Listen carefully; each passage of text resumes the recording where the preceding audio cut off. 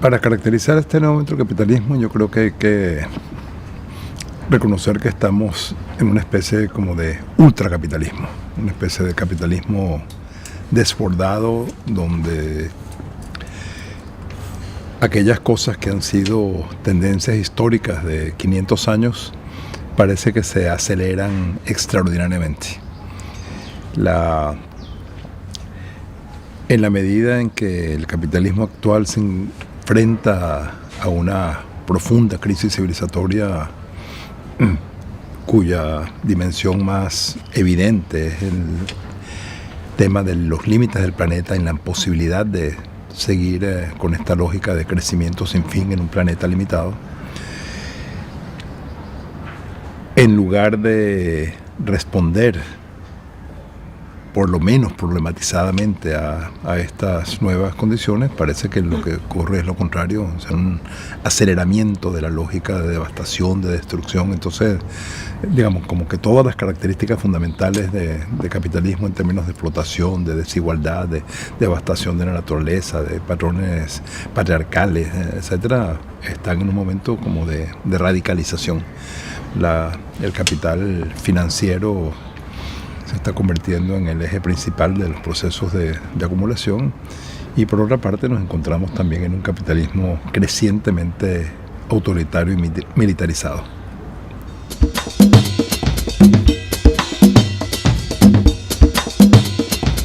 En relación al tema de los derechos humanos y en relación al tema en general de la democracia en sus formas históricas fundamentalmente liberales, las perspectivas críticas alternativas de izquierda, o como las queramos denominar, han tenido siempre inevitablemente una relación llena de tensiones y de ambigüedades. Creo que pensar que los derechos humanos son simplemente, el instrumental de los derechos humanos de Naciones Unidas son unos mecanismos como de control estatal, o unos mecanismos como de distraer la atención de otros asuntos, o pensar que la democracia es una democracia que es meramente burguesa, una democracia de clase, etcétera, es absolutamente inconveniente e históricamente no corresponde a cómo se ha llegado a esta situación. Entonces creo que es históricamente necesario de alguna manera destacar en primer lugar, para poder responder la pregunta, que algunos asuntos fundamentales de lo que entendemos por democracia, que son libertades civiles, derecho a la reunión, derecho a la libertad de expresión, derecho a la organización en diferentes formas, etcétera, derecho a sufragio universal, no son simplemente unos parapetos legales inventados como mecanismos o instrumentos de dominación de clases, sino que son conquistas de luchas de mucho tiempo, y conquistas que efectivamente fueron resultado de movilizaciones, confrontaciones, represiones, sangre. O sea, eso no fue una lucha que fue abriendo espacios, y estos espacios son los espacios de lo que entendemos como los ámbitos de la política, etcétera, ¿no? Entonces, cuando en la creación de las Naciones Unidas, con la Declaración Universal de Derechos Humanos, y se institucionaliza un patrón de derechos humanos, obviamente este patrón de derechos humanos, de lo que se denominó posteriormente derechos de primera generación, son unos derechos humanos que están muy circunscritos en el ámbito de, yo diría, dos características fundamentales. Primero, derechos que están pensados estrictamente en términos de individuos, de sujetos individuales. Y en segundo lugar, son unos derechos que están concebidos dentro de un universalismo liberal, en que asume que el modo de vida de la sociedad liberal industrial es el modo universal, y los derechos entonces tienen que pensarse diseñados y pensados en función de ese patrón de sociedad. En el pensamiento liberal clásico, las amenazas a la libertad están en el Estado. Entonces, esa primera generación de derechos se plantea fundamentalmente cómo proteger a los individuos de las acciones del Estado. Entonces, se habla, digamos, de derechos negativos en el derecho, en el sentido de que no son derechos en los cuales se le exige al Estado que haga algo, sino que deje de hacer. O sea, que deje de impedir, que deje de meter a la gente presa, que deje de reprimir, que deje, digamos, todas aquellas cosas en las cuales es una acción más bien de carácter negativa, de las cosas que el Estado no debe hacer, más que exigirle al Estado cosas que debe hacer. Con el tiempo, y eso fue, digamos, en los años del tercermundismo y el mundo bipolar y la emergencia en el campo socialista, se fue dando un proceso de cambio importante que surgieron, digamos, se colocaron sobre el panorama y terminaron siendo instrumentos internacionales, los derechos culturales, políticos, los derechos económicos y sociales, etcétera, derechos de segunda, tercera generación, que se caracterizan por primero ir más allá de esta visión liberal de los derechos como estrictamente referidos a los individuos. Se amplía el ámbito de derecho para entender que las amenazas a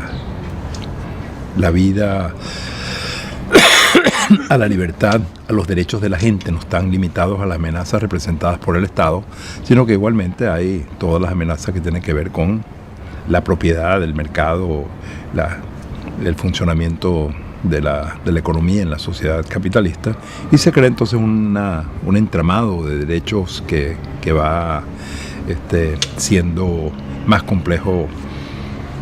Se van incorporando dimensiones tan fundamentales como los derechos culturales entendidos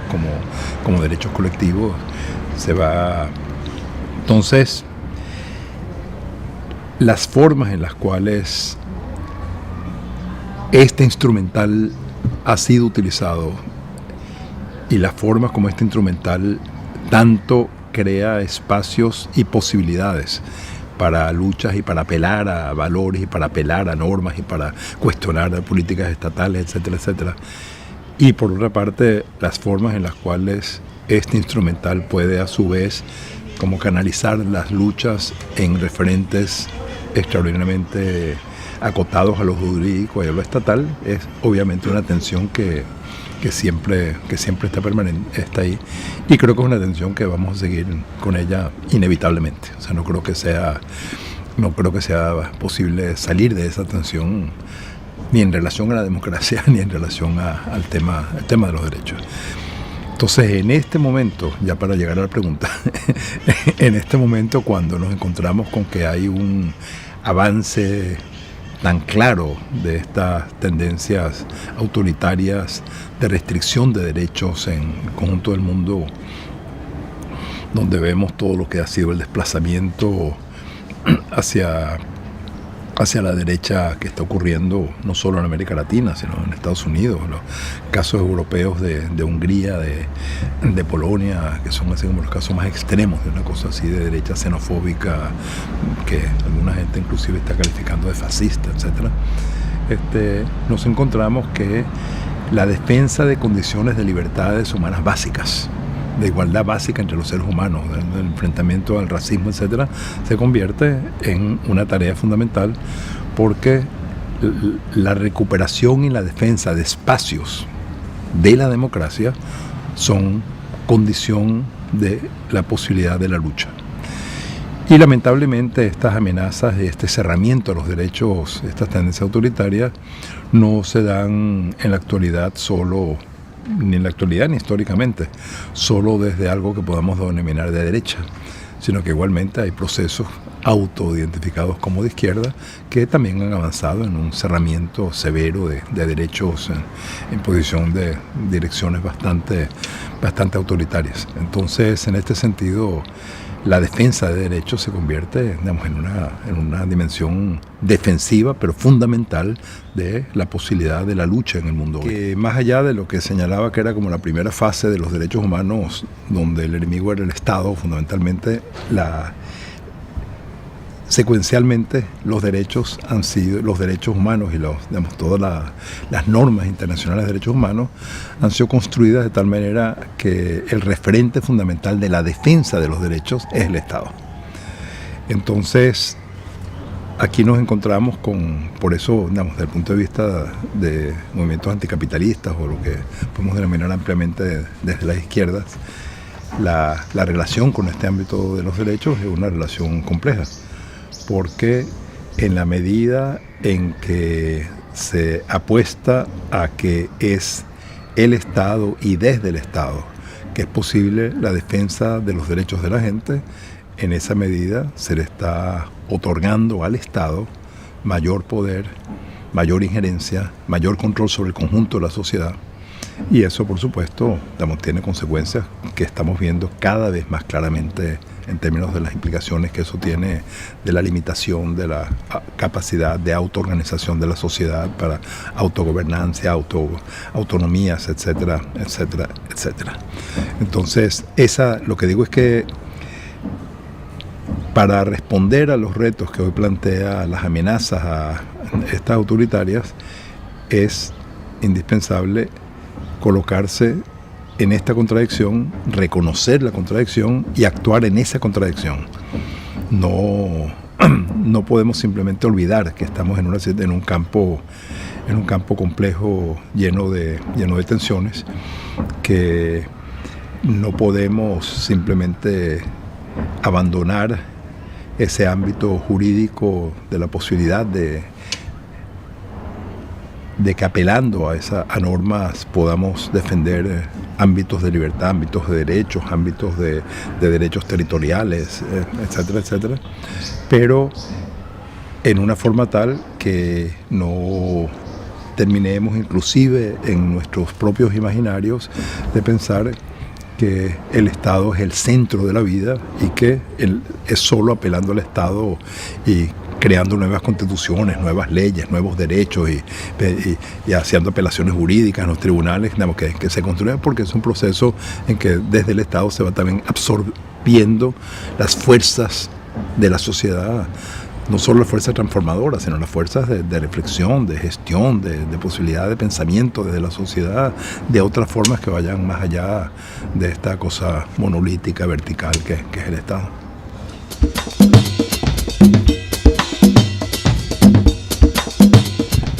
Primero que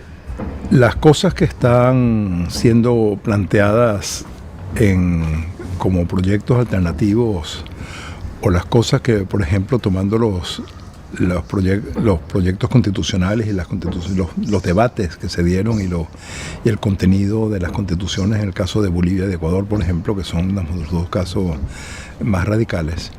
Acá nos encontramos con que hay unos horizontes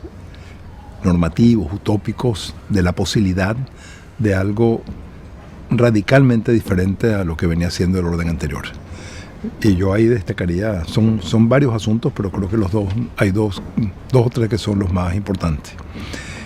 En primer lugar está esta idea del Estado plurinacional, que es prácticamente,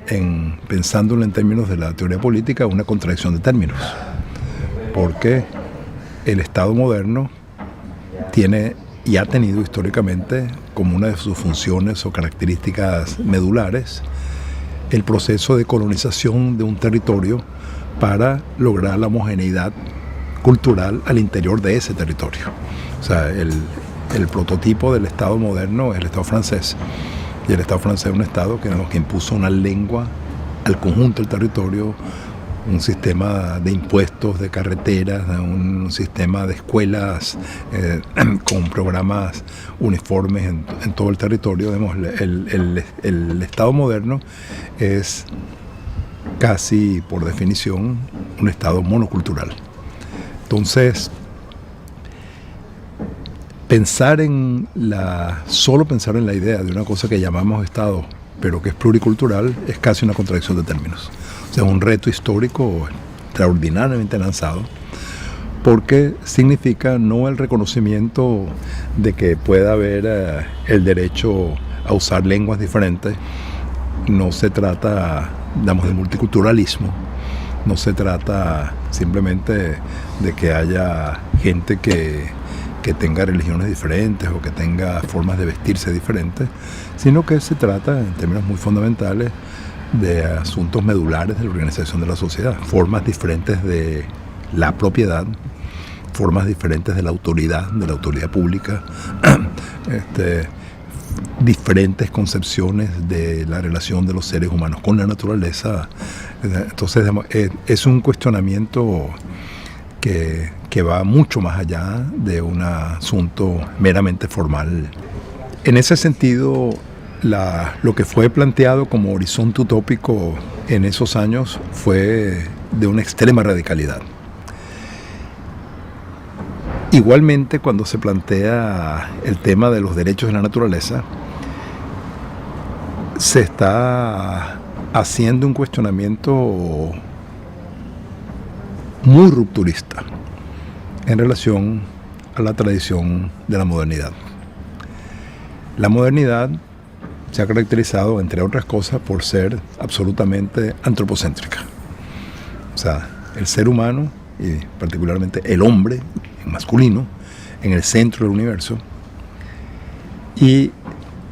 ha estado montado sobre concepciones epistemológicas y ontológicas absolutamente binarias. La separación entre lo masculino y lo femenino, entre cuerpo y alma o mente, entre cultura, naturaleza, etcétera, entre objeto y sujeto. Entonces, cuando se plantea que la naturaleza no es objeto, sino que tiene derechos, hay aquí un cuestionamiento epistemológico fundamental que cuestiona el piso mismo de la modernidad. Aunque esto no estuviese, plenamente hecho conciencia en la forma como se planteó en los textos, en el texto constitucional en el caso de Ecuador, o en las leyes sobre el derecho de la madre tierra en el caso boliviano, efectivamente esto está abriendo unos horizontes de ruptura extraordinariamente radicales, que obviamente trascienden en mucho el andamiaje institucional de derechos humanos que forma parte de las formas en que desde la modernidad, desde el capitalismo, desde toda la institucionalidad de Naciones Unidas, etcétera, se ha construido. Entonces, evidentemente esto no era un problema que se solucionaba por la vía de incluir unos textos en la Constitución. Esto yo creo que hay que entenderlo como un horizonte normativo de largo plazo, como unas aspiraciones, como una especie de posibilidad de otras formas de vida, que es una agenda de lucha. Entonces, acá tenemos el reto de ver cómo, sin abandonar esa agenda, no la podemos pensar simplemente como una conquista que está, y aquí hay el peso de una tradición muy española y muy latinoamericana de pensar que porque está escrito en un papel eso se va a cumplir. El hecho de que esté escrito en un papel simplemente apunta a que para allá queremos ir, pero no era pensable que desde el Estado, desde los gobiernos, se iba a implementar una sociedad de suma causa y de suma camaña, de derechos de la naturaleza, de pluriculturalidad. O sea, esas cosas son procesos de una sociedad en movimiento que está caminando en esa dirección, y eso es el reto que sigue estando planteado.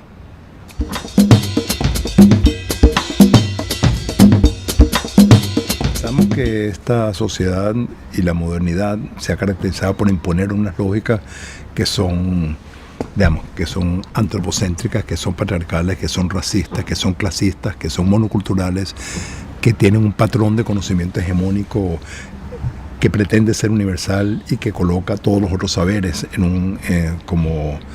saberes sin capacidad de aportar nada. Nos encontramos,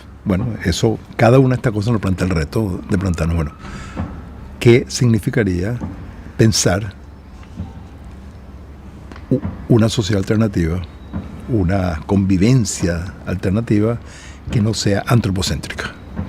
Entonces, eso nos lleva a todas las interrogantes, bueno, ¿qué es el antropocentrismo? ¿A qué conduce? Obviamente hoy, cuando pensamos en el tema de la crisis ambiental, calentamiento climático, destrucción acelerada de la diversidad biológica, etcétera, nos damos cuenta, bueno, el antropocentrismo, un orden social montado sobre la idea de que la naturaleza, esa cosa que llamamos naturaleza, que esa exterioridad está ahí para servirle a los seres humanos y la podemos explotar y someter a nuestro antojo, llega a su límite. Entonces, ¿cómo podemos pensar en otras formas de vivir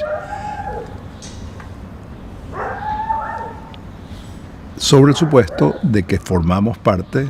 de las redes de la vida y que las redes de la vida para su autosostenimiento requieren nociones de equilibrio, otras nociones relacionales diferentes a una relación de sometimiento-explotación? Y esto por supuesto no es fácil porque se ha impuesto en una elevada proporción del planeta esta forma de entender la relación con el entorno y toda la lógica, digamos, del crecimiento, de toda la forma como se construye la ciencia económica, todas las formas en las cuales se fomenta el consumo, etcétera, están todos montados sobre ese patrón de separación binario, cultura, naturaleza, hombre, naturaleza, ser humano, naturaleza, y sobre las formas en las cuales se identifica la felicidad humana con la posibilidad de este sometimiento y guerra contra la naturaleza. Entonces, bueno, eso simplemente nos da una guía, bueno, obviamente, qué exploraciones hay, qué cosas están pasando, que obviamente en el mundo hoy están pasando muchas.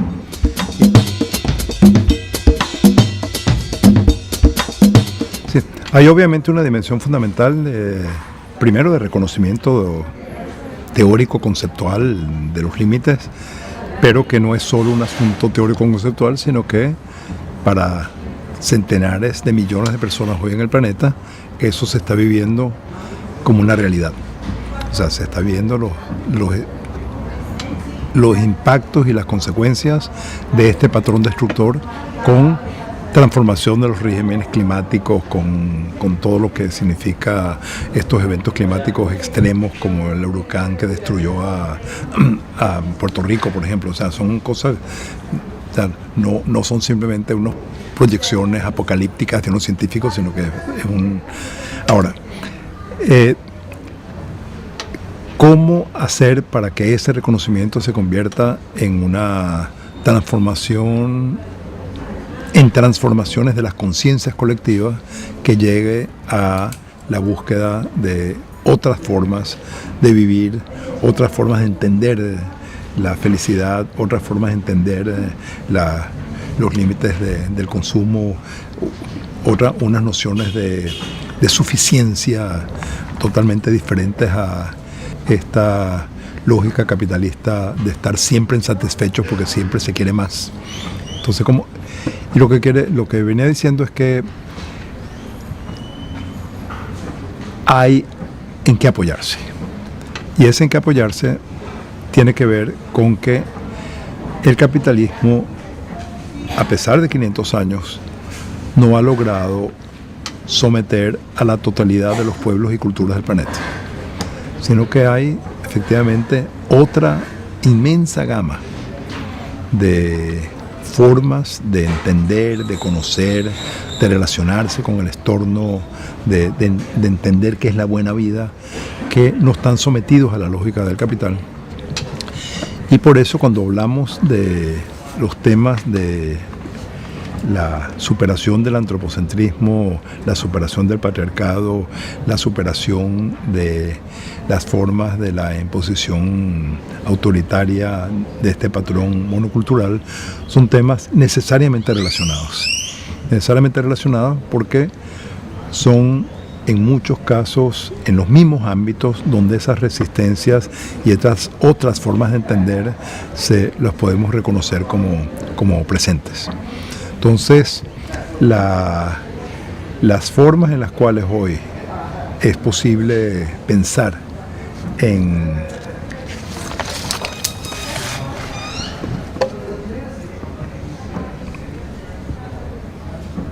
que nos encontramos ante una crisis civilizatoria, que esta crisis civilizatoria es multidimensional, que no tiene una determinación única, sino que es una determinación que tiene que ver con todas estas dimensiones que han construido la modernidad. Cuando hablamos de patriarcado, de patrón monocultural, de una relación de clase, un componente racista muy, muy importante, de constitución de las jerarquías en la sociedad, nos encontramos que es como una especie de cuartel que tiene que ser asaltado simultáneamente desde diferentes frentes. No necesariamente cada lucha es una lucha que tiene capacidad de abordar todos los temas,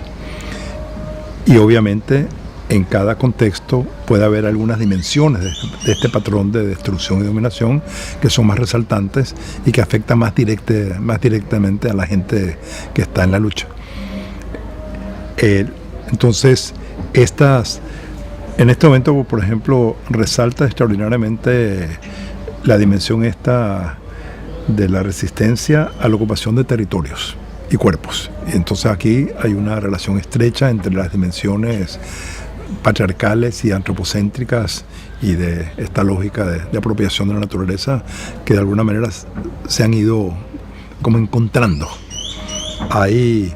lugares donde el tema de raza planteado como tal, el confrontamiento al racismo, constituyen un eje fundamental. O sea, en el caso de los Estados Unidos, el sistema político de Estados Unidos está montado históricamente sobre un profundo racismo. Y es una democracia construida sobre la exclusión de una elevada proporción que ha tenido características, por una parte, del exterminio de una parte de la población, fundamentalmente de la población indígena, y el sometimiento esclavista de una proporción de la población traída de África. Entonces, eso es constitutivo de esa sociedad,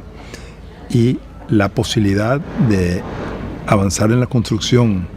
de espacios de democracia en esa sociedad, hoy inevitablemente, como prácticamente ningún país del mundo, tiene el racismo como eje central. Entonces hoy los asuntos de Black Lives Matter y las diferentes formas de resistencia se convierten en un eje absolutamente crucial. Entonces, lo que quiero decir es que en diferentes contextos estas diferentes dimensiones de la dominación y la expansión capitalista son enfrentados por diferentes sujetos, por diferentes formas de organización, por diferentes aspiraciones, por diferentes rechazos a la imposición de esta lógica. Esta expansión del capitalismo hoy, como decía antes, está absolutamente imbricada con una expansión del militarismo y de la violencia. Entonces, la resistencia a la guerra, al gasto militar, a las formas de la violencia, son una dimensión de la confrontación al capital. Entonces, una de las cosas que resulta extraordinariamente compleja como retos para construcción de alternativas hoy es que si uno tuviese todo el tiempo del mundo, podría claramente decir, bueno, la construcción de alternativas hoy ocurre en espacios de intersubjetividad, ocurre en ámbitos de comunidad, ocurre en ámbitos de otras formas de conocer, otras formas de actuar, otras formas de relacionarse con el entorno, y la profundización de esas experiencias, de esas prácticas que reconocemos que existen en muchas partes del mundo, etcétera, y la construcción de tejidos que vayan articulando eso como posibilidad de otra sociedad. Pero eso partiría del supuesto de que tenemos el tiempo a nuestro favor. Resulta que eso no es cierto. Hoy nos encontramos con que se acortan dramáticamente los tiempos. Se acortan dramáticamente los tiempos porque los límites del planeta están ahí, toda la información y todos los análisis nos indican que estamos en una situación donde en muy pocas décadas podría producirse puntos de inflexión en que estas transformaciones que se están dando puedan producir efectos catastróficos, porque estas transformaciones no tienen carácter lineal y no sabemos, no tenemos capacidad de predecir en qué momento hay un punto de inflexión que vaya a alterar esto. Entonces estamos acercándonos peligrosamente a límites planetarios muy severos. Estamos en situaciones donde está avanzando esta lógica de ocupación territorial que está destruyendo las riquezas de la diversidad de pueblos y culturas que representan alternativas a este patrón. Entonces la defensa y sobrevivencia de esas experiencias y esas culturas y esos patrones y esos pueblos son casi una condición de preservación de la posibilidad misma de alternativas para la humanidad, y esto tiene que ser ya. O sea, una de las cosas dramáticas de la experiencia de los gobiernos progresistas es que en su eficacia colonizadora, los gobiernos progresistas en 20 años operaron con mayor eficacia y con mayor rapidez que 500 años de colonia y de régimen republicano. ¿Por qué? Porque todos esos ámbitos, que eran ámbitos relativamente marginales al Estado y a la sociedad, tanto durante la colonia como durante el régimen republicano, ahora el Estado tiene la capacidad de llegar hasta el último rincón, por una nueva lógica estatal, pero también por condiciones tecnológicas que hacen eso posible. Entonces, esta eficacia, digamos, de expansión de la lógica estatal capitalista, digamos, está empujando también los límites en el terreno, digamos, humano, cultural, en una forma dramáticamente acelerada. Entonces, lo que quiero decir con esto es que tenemos tiempos diferentes. Hay unos tiempos que son tiempos inmediatos, tiempos en los cuales tenemos que frenar esta desbordada maquinaria de destrucción de la vida, entendiendo la vida tanto como las redes de lo que llamamos naturaleza, como la vida de la pluralidad de pueblos y culturas que está haciendo. Y tenemos que simultáneamente avanzar en la construcción de ámbitos de experiencia que nos indiquen que es posible vivir de otra manera. O sea, no nos basta con utopías abstractas, necesitamos utopías concretas, utopías de que efectivamente es posible que las cosas se hagan de otra manera, y eso solo es por la vía de experiencias de gente que está haciendo cosas como están haciendo en muchas partes del mundo. Pero digo, aquí tenemos esta extraordinaria dificultad que, digamos, inevitablemente tenemos que responder al reto de parar la guerra, de parar la destrucción climática, de parar este avance de ocupación y destrucción de territorios, pueblos, culturas, etc. Y simultáneamente la otra cosa. Entonces estamos ante un reto que es en este sentido extraordinariamente exigente.